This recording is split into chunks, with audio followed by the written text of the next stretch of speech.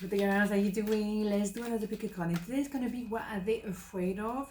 So that can be triggering, okay? So stay cool. We're going to do 2 power. We're going to develop, blah, blah, blah. We know the deal, okay?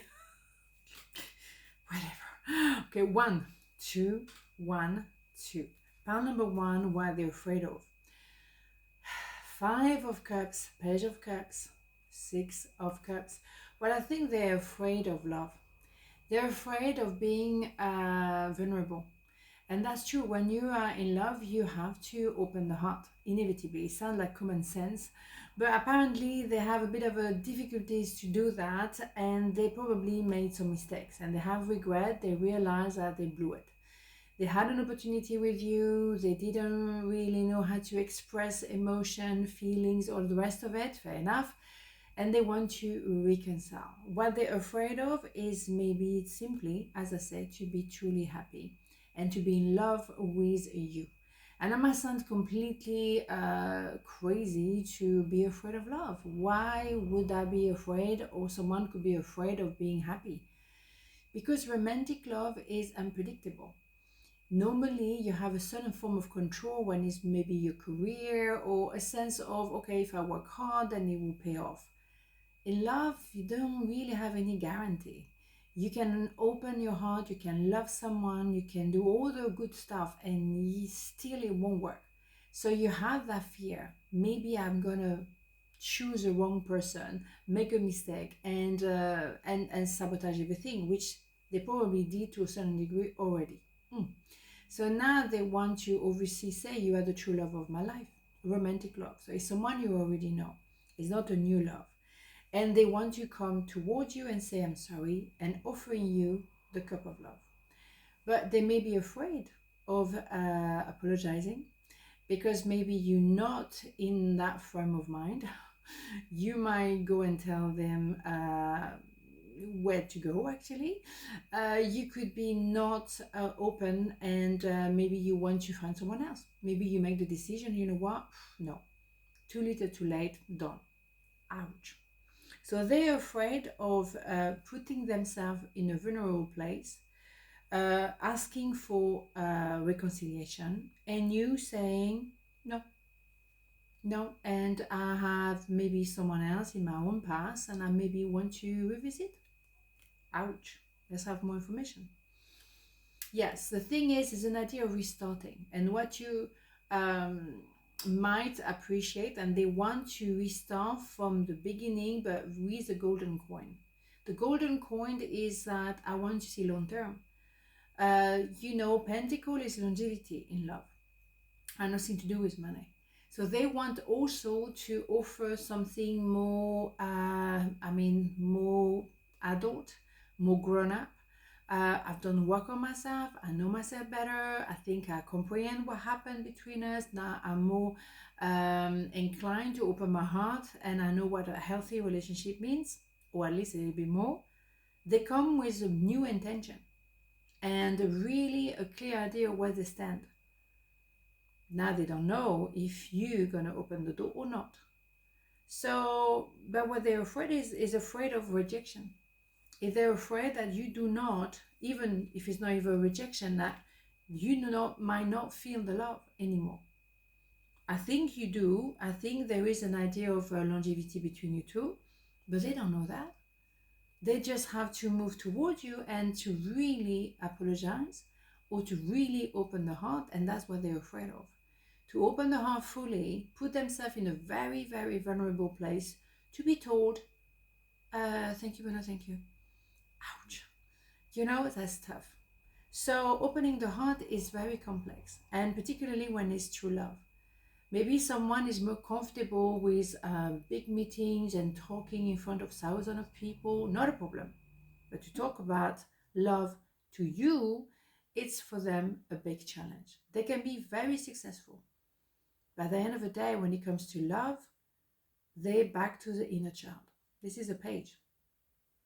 So they're afraid of rejection. They're afraid of not being loved. That you say, well, thank you, but no thank you. You miss the boat. And we know that they have regret. They already feel like they missed the boat already anyway. So the biggest fear for them is that you're going to tell them, yeah, actually, you actually missed the boat. Very much so. Bye. And that's what they're afraid of. Faith. Do not lose faith. The storm's cloud will soon clear and the sun will shine once more. We had that one quite a few times this week, I think. Mm-hmm. It's going to be all right. It's going to be all right at the end of the day. But they don't know that. They're very afraid. They're afraid of being hurt. Fair enough. What do we have? I couldn't let you get close to me. Yeah, they know they blew it at some point. They have regret. They don't have regret for nothing. Yeah, they couldn't, maybe because they were maybe with someone else, or maybe they were focusing on their career, or they had a lot on their plate at the time, the wrong timing, and maybe they were not the most, the kindest in the way they say no to you, and now they realize, oopsie, why did I do what I did, the way I did it? Ouch. Yeah, they couldn't let you come too close because they were afraid of love. As I said, they could be easily extremely abundant financially, professionally. Oh yeah, absolutely. They've done it all. But when it comes to love, they were really, really, really not at the right place, the right time. They're also very, very, very youngish, in a sense of not much life experience. And there's no secret, you know, maybe they worked all their life and never really had love entering their life because they were career orientated. So they have no experience of what love is. Maybe they don't know how to live with someone, for example. Never lived with anybody. Never. They were so focused on their career as that never ever crossed their mind. The fact that we have pages here is someone who doesn't have much experiences in love. And maybe they didn't have a lot of experiences of self-love. So what can I say? You know, but they're going to do the thing that they need to do. They're going to move towards you. So I don't have an issue. At the end of the day, it will work out. But the process for them is really scary. So don't forget, there are pages. And yes, someone who doesn't really know about life experience can hurt people because, oh, well, I didn't know. Oh my God, I didn't realize. Yeah, because you don't know. I'm not saying they're innocent and they lead angels and all of that. No, I'm not saying that, but they don't really have knowledge. And for you, a lot of things are quite common sense. I mean, hello, but for them, they have no clue. They never had an experience of pure love. So, of course, I'm not saying again to apologize, to excuse all of it, no, but I can understand some of it, okay? So, part number 2, what they're afraid of, that's what we do. Ace of Swords, Nine of Cups, and the Two of Pentacles. Well, what they're afraid of, I think, is that it's a difficult one because they just finished a Ten of Swords, now we have the Ace of Swords. Going through the Ten of Swords, there was a lot of clarification, a lot of pain, a lot of obviously sword coming through their heart or in their back. They're afraid of getting again into that circle. They seem to know what they want, the one they don't want. They seem to actually have a wish granted by, and for you as well, to meet up again. They seem to know that even though it's been a little bit all over the place, we still have number 8, infinity number. We're meant to be together. However, what they're afraid of is, even though they have a certain sense of longevity and clarity, they're still a bit traumatized by what they suffer from before getting to that place. This clarity is still very fresh. It just happened. So they're still a bit bruised by the whole experience, the Ten of Swords. Holy moly, right? So they're afraid and they seem maybe a little bit yes, no, no, yes. It's not because they're playing games or they're trying to be clever or whatever. They're just like, yes, it's like when you break your leg and then you can maybe start walking a little bit, but you still hurt and it's not really the way you used to walk just yet. So you're a little bit in the middle of it. And the thing is, for them, that's scary. You have a wish granted at the end. We know it's going to get fine. It's going to be, why it's going to get fine? What? It's going to be fine. It's been a long day. It's been a long week. Yes, they know at the end of the day it's going to be a wish granted and we're going to get to the 10 of Cups happy ever after. Yes, in theory, yes. But in practical side of things, it's still a little bit unsettled. Okay, they can't really use the leg the way they use it before. So they're walking a bit funny and they might not be completely clear.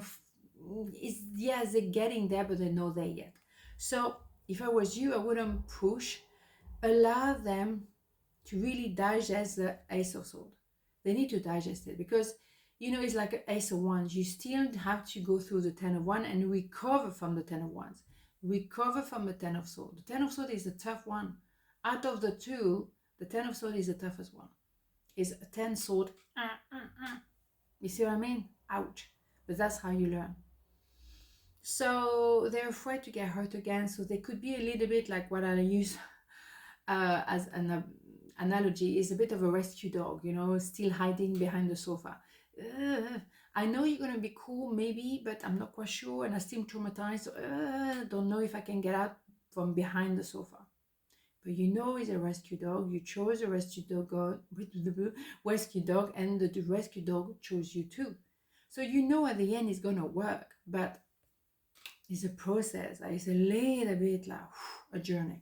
Okay, so it's cool. It's getting there, all right? It's getting there, but they're afraid because they're a bit hesitant. But they're not hesitant because they doubt you, because you have number 8. They know you are the true love. There's no brainer.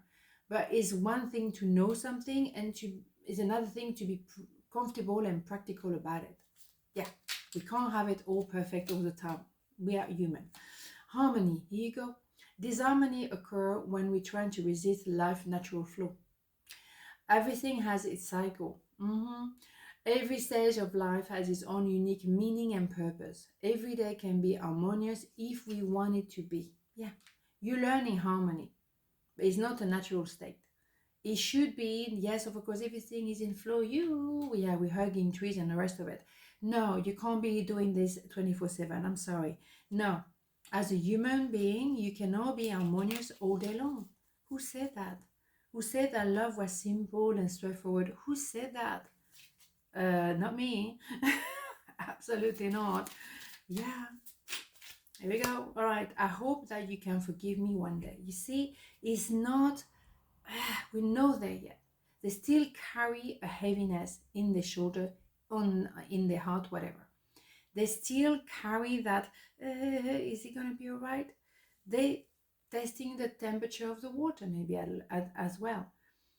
Of course, there's no clarity, 100%, full, full what? Full, that's it, a full. What I'm trying to say, there's no way there is going to be anything guaranteed in his life. The only guarantee you have is going to be a process. And I keep saying that over and over again. So, yeah, good days, bad days. Yes, sometimes I'm really sure, some days, and yeah, wish granted, but we're not there yet completely. Yeah, because we're on the 9 of Cups. We're not the 10 of Cups yet. So allow things to unfold. It's not going to be straightforward. And don't expect things to be like that all the time. I keep saying this. On this note, have a beautiful day. Yeah. And I'll see you tomorrow. Yeah. Ciao.